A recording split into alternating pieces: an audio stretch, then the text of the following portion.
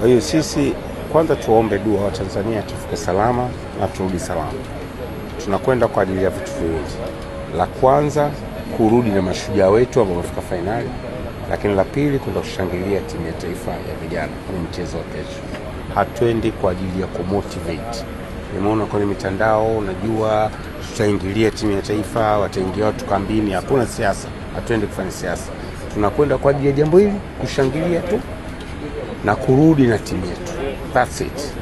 Tunachoomba wa Tanzania watuombee dua, tufike salama, turejee salama na vijana wetu, na insha Allah Mwenyezi Mungu ikimpendeza, kwa jitihada tunazozifanya turudi na kombe.